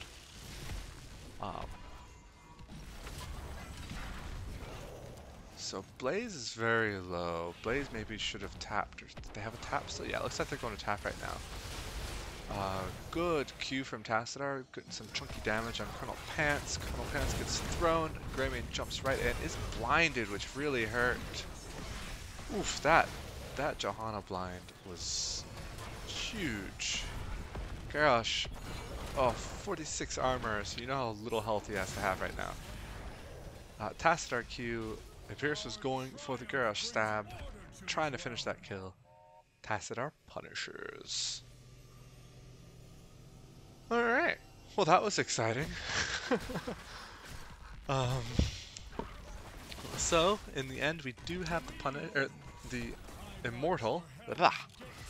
All three games have just had really big objective beings. Immortal up on the side of 2Calculated2Throw, that's great. We do have Joe offlaning for them as well. The Immortal's not going to get too much. It didn't have much of a shield. It gets that first wall to even things up. A little bit slow on the Malfurion roots for the Imperius, so Imperius does get out. And it looks like just, you know, maybe a quarter of the HP of that fort, and 2Calculated2Throw is going to be happy with that. So it's a 4v4 here, and it looks like they're going for the camp. So I wonder, lots of good leaving. Poke Q on the Tassadar. Tassadar getting low. Raynor's focusing on Tass, and Tass dies. Lucio kind of just harassing the Greymane from behind, able to just kind of skate out. This is a 4v3. Okay. It looked for a second like 2Calculated was losing the 4v3, and that's not what I would have expected. Ooh, Ektar trying to get in there and boot that Garrosh. Uh-oh, Raynor low. It looks like Garrosh didn't have the throw cooldown up. Malfurion, you can see the roots. But not quite able to get the combo that time. So we do have another, 4v4 right now. With Johanna still offlaning, I'm not quite sure why they're keeping it like this. I didn't think Imperius was really doing badly against Blaze. They struggled when it was Blaze and Greymane. Okay, so Immortal spawning in 20 seconds. Camps are up in 3 seconds each. So it'd be great to see both teams go for that, and it looks like they are. Imperius now going bot just to get that soak. I think it looks like Joe backed. Yeah, so both teams kind of leisurely taking their camp. Again, within seconds of each other, and within seconds of the Immortal spawning. Looks like Raynor going up. Yep, so gonna get a head start on the Immortal for 2Calculated2Throw. Bullet goes out on Imperius. Ooh, throw into the stun. That's what you love to see as Garrosh. That's what Garrosh love to do. So we do have ults out now. Good shield, good heals from both of these supports. Archon thrown out, and it looks like it just causes 2Calculated to back off. Oh, and the fort up here fell to the camp. Helped that the wall, oh, the tower is targeting the shaman. That's always bad luck when that happens. So even though they got the first Immortal, 2Calculated is actually a little bit behind in structure damage. Another bullet goes out on Imperius, it looked like. Joe going pretty deep. Ooh, double stun. That was beautiful. and the team just wasting no time following up. Getting the Greymane kill as well. Blaze unlikely to survive. Nice bunker, but not quite enough. Oh, that was some good CC damage. And you could even see the Lucio popping the amp it up in order to slow down Greymane so they couldn't escape. Really nice play from both teams. Monkey saying 2Calculated2Throw is playing like a completely different team this game. Yeah, they've looked really in control most of this game. So it is visible that 2Calculated is taking this camp. But again, even though they've looked in control most of this game, they're behind in structures. The heavens shall triumph this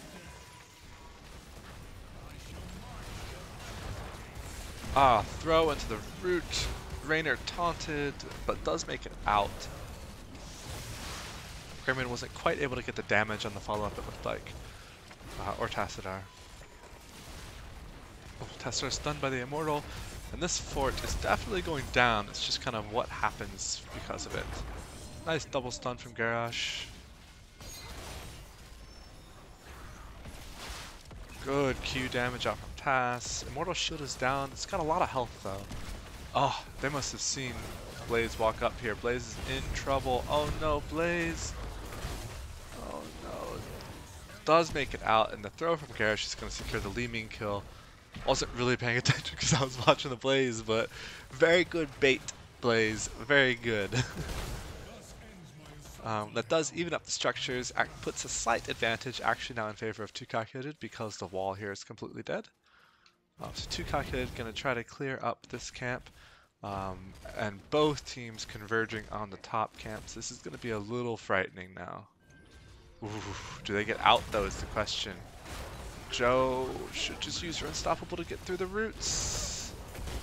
Oh, Joe's in so much trouble right now. 3 seconds until sound barrier. Oh, that's so sad. Good attempt from Joe. She almost made it out.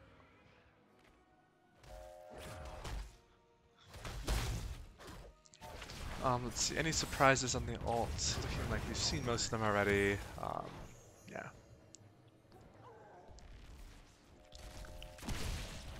So now we do have even levels and even talents now, just as of a second ago. Sweet Buns tilted. Sweet Buns has had some good throws. I would be surprised if they're tilted. I'm gonna have to see a lot more mistakes from that Garrosh before I admit to seeing anything that shows they're tilted.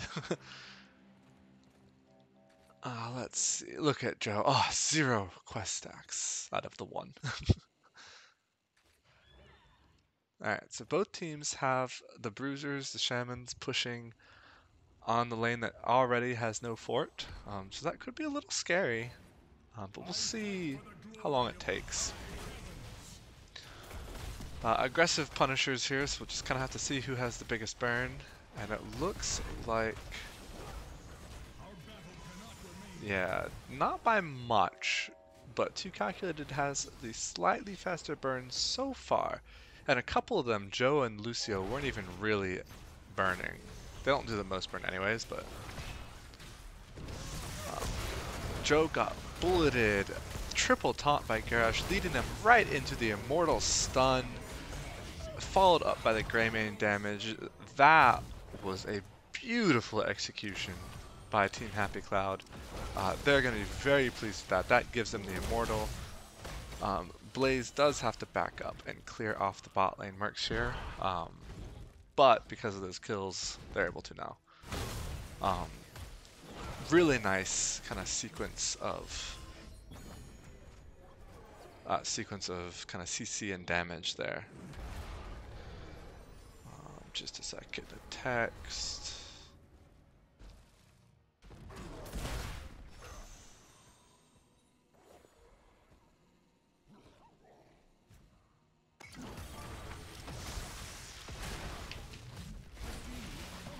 Alright, so we have an Immortal with about a third of a shield pushing bot.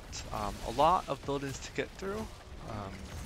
but they have a lot of damage to get through it. So it is a 5v5, about a quarter level lead, but that quarter level lead is giving, oh no, Team Happy Cloud, they're 16s in that. Blaze flank, Blaze stun into the Garish throw, Garish stun off Furion root. Ooh, one more auto attack and Li Ming would have died there too. That CC chain just looked well practiced from Team Happy Cloud.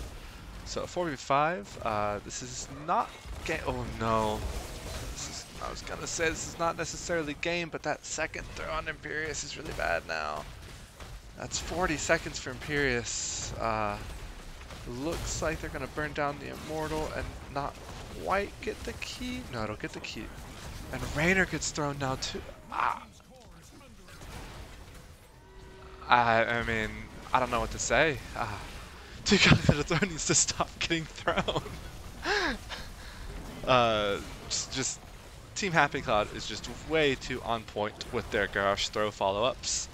Garrosh is taking a bunch of damage, is now rooted on the core, but that armor, okay, he does die, and that is going to mean it's not game. Probably.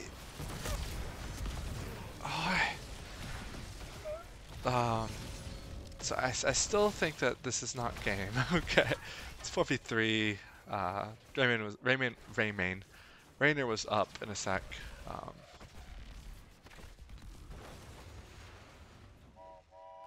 Yeah, those were some scary combos.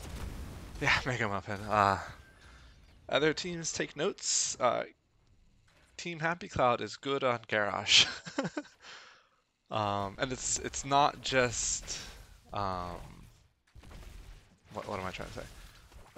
It's not just who is it? Sweet. There we go. It's not just Sweet Buns on the Garrosh.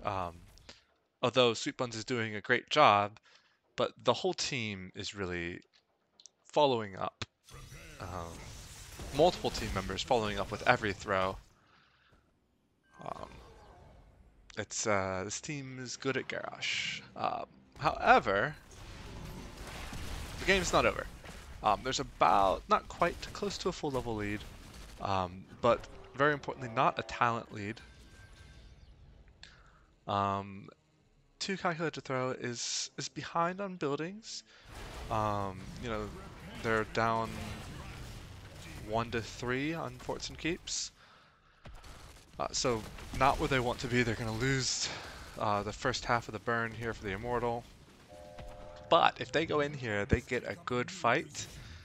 You know, they get a good solid kill advantage. Then, you know, they can really come back here. So they need a good fight though. And so the fight around the Immortal is nice for 2Calculated2Throw. It lets them get that Li Ming poke. But we're starting to spread out, so it's getting really big. Alright, and it looks like the Immortal fight is now coming back up here. Joe going deep, getting almost a double stun from the Imperious Spear. Tranquility getting out early, which I think as it should. Lucio gets stunned, taunt by Garrosh. Nice sound barrier. That kept teammates alive. Now Tassadar is in trouble. Lucio not giving up on the task. Garrosh low as well. And this is what 2Calculated needed. Malfurion almost certainly dead. The question is, did they get more kills down here? They're trying. Putting a lot of the damage into Blaze, which I think is a mistake. Yeah, they should be putting that damage into Greymane. Sorry, bad camera control. And yes, good damage, and they may get the Blaze as well. Oh, I think Imperius should try to finish that. I think he should try to finish it, but, you know. So, this is a great call, I think. I think this is maybe it. They've got 2 catapults coming up as well. Just put Raynor, looks like Raynor's, yeah, putting Raynor just straight on that core damage, finishing off Blaze. What a series! This is surely it, right? Yeah. What a series. it was really impressive. So despite really excellent Garrosh follow-ups, 2Calculated2Throw is a team that is not out of the game until they're out of the game. The 2 games this series, 2Calculated2Throw clearly behind. And then just at the end of the game, they just pull it together and get the magic team fight that they needed and win. Let me see if what do we got? Fear. Yeah, let me see if we can get an interview. We'll bump over here for a sec.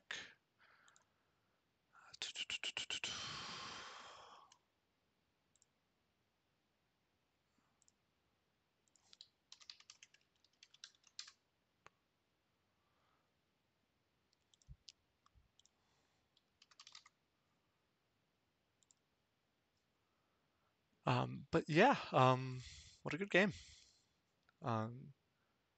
2Calculated2Throw living up to their name. Yeah. Um, they're not throwing any games here. Taking another look at the stats. 11 to 13 kills. A good number, what, 4 or 5 of those kills were the very last minute or two of the game. Looking at talents, neither team actually even made it to 20 in lobby. That works.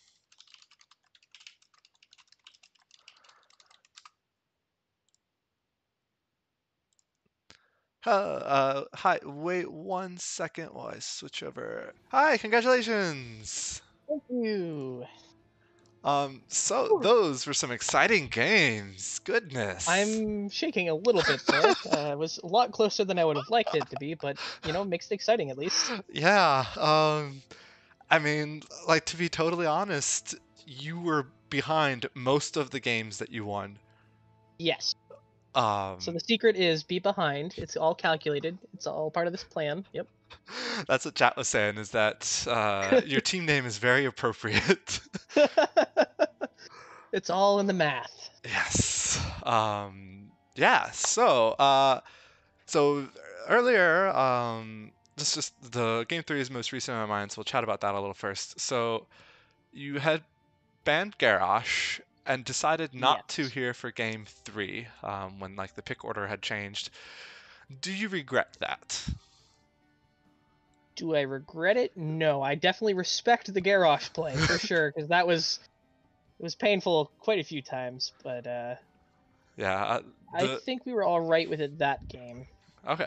It looked impressive from an observer It felt perspective? at that time he threw me over the wall. That wasn't fun. Yeah. But yeah, really good job of kind of staying coordinated where you had to be. When you were coming into that last team fight just on this Battlefield of Eternity game, uh, hmm what was going through your comms right there? We were very aware of where Garrosh was, so we were trying to just make sure that we didn't get womboed like that fight on their Immortal where we all blew up to Tassadar. We were basically just trying to avoid that exact combo, and as long as we didn't hit that, we felt pretty safe. Mm-hmm.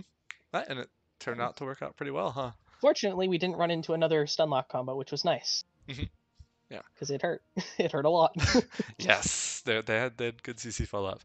So really quickly, in the draft there, they didn't have a third ban. I can't see chat when I'm an observer. Did you did So they had intended to ban Lunara there. Okay. So we said, all cool. It's NGS, so Yeah. Okay. I, everybody's friends. I was wondering if there was some sort of chat to figure out what they had meant to ban there, because I uh, suspect they didn't mean to not ban anything. I didn't know exactly what it was, but I feel like they were like trying to type it out to look for it, or just last minute changing their minds and didn't quite get it. Yeah, So yeah, we've had that happen before too. it Um, happens all the time. yes, yes. So then let's see. Looking back on Volskaya Foundry, was the game that you did not win actually.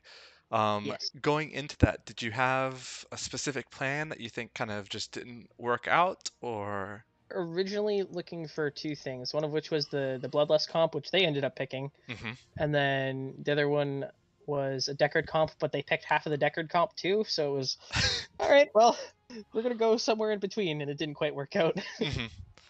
Um, so I noticed when they picked Deckard, they did Lornado as kind of their disengage slash Which was engage. interesting. I think it worked out well. It's not usually the pick, I think, but Right, because you it all clearly went. worked, so I mean, I can't really argue with it.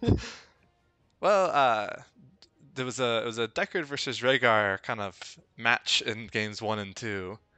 Yeah, Um, yep. for the kind of consistent heroes that were in both games. And Rhaegar won both times. So The math can't lie. Bloodlust OP. yeah, that's You what don't lose unless your core dies, so you know, Bloodlust is pretty good. yeah, You'll that's what definitely happens. kill the core first if you have Bloodlust. Hmm. And then looking at game 1, Infernal Shrines. So again, you guys were behind a lot of that. And then one thing that I noticed is when it was 19 to 20, something I was really impressed with is in lots of other NGS divisions and in Storm League and everything, people don't know how to just sit back. It's Uh, very hard to just sit there and do nothing because you feel like you could yes, be doing something, but even doing yes, something at that point is real sketchy. it is. Like it was the right, and you all did. Like you had 4 people just kind of sitting at your gate waiting for the wave to walk in, and it We're worked. experts at being cowards. You know what? Cowardness is sometimes the right choice. And it turns out, yeah, Yeah. fortunately it was. Hmm. And then yeah, so then the again, just you won that last team fight there. And game 3 you didn't even go for the objective. Game 1, you finished off the Punisher there and just ran it Yeah. down. Um, Yeah, so game 1 we were kind of like, all right, let's just take a second to breathe after that fight and grab the objective. Game 3 we're like, just go, just go. I don't care, just go. mhm. So did you have any special like prep or things that you were keeping in mind coming up here against Team Happy Clouds? We knew going into this that they have kind of deep pockets on tanks. Um, so we were kind of very worried about the tanking. We didn't Hmm. know who was going to be tanking. We expected it to be Sweet Buns, but uh, we were worried about their engages. And I mean, especially the Mal'Ganis engages. We kind of got tore apart by his Mal'Ganis. Yeah, noticed you Um, were done with that in games 2 and 3. yeah, we didn't like that one so much. Uh-huh. uh, because we were just kind of getting reamed in the backline. Hmm. And there's not a whole lot you can do to catch up to a Mal'Ganis when he's speed boosted, so Hmm. For sure. the sleep's real good. Yes. And then any games coming up here that you are kind of looking out for? We are playing Beast Coast tomorrow night, Oh, tomorrow night. so Okay. that's going to be an intense game for sure. Hopefully, we are a little bit more coordinated than we were in games 1 and 2, but who knows? We'll see. Yeah. Yeah, when you all were kind of in your moments, you were a scary team in these games. When we remember to play together, we do a lot better, as it turns out. I don't It's know if that's a thing it's or I don't weird know. how that Something about sometimes coordination. works. Yeah, I I don't know, don't I don't man. know if I buy that, to be honest. I don't know if the math checks out, but we'll keep on it. Yeah. We'll try it again. All right. You got any other last thoughts or shout outs you want to give? I want to thank Ektar for healing again because every time he does, I seem to not die nearly as much as I should. So I'll thank him there. Hmm. And then I think after the midpoint of game 1, everybody keeping a level head was what let us catch back up in that. And then after the loss in game 2, the same thing, just not getting too tilted. Hmm. Obviously, it's frustrating to lose a game, but nobody straight up left comms or anything like that. So Yeah. everybody was still on board. We brought it back together and we went in, did our thing. So Yep. Yeah. Great job. shout out to the team for playing the game. Yep. And shout out to you for the cast, by the way. Thank you so Oh, much. no problem. It's fun. I will note, you did have several members of Beast Coast watching this. Uh, Oh boy. so they were spying. Hi, Beast Coast. I have fun dying, so just focus me and nobody else, please. That'd be fun. There you go. All right. Thank you very much. Good luck in the rest of Thank you. your season. Thanks for the cast. Bye. Yep, no problem. Alrighty then. All right. Thank you everybody for watching. I hope that was fun. I think that was a pretty exciting series. Definitely lots of turnarounds in the games. I think everybody saw that. Really well played from both teams. So it'll be exciting to see how these teams kind of finish up their seasons. And with that, I think I'm done. So thank you very much, and hope everybody watching has a good rest of their season too. Bye bye.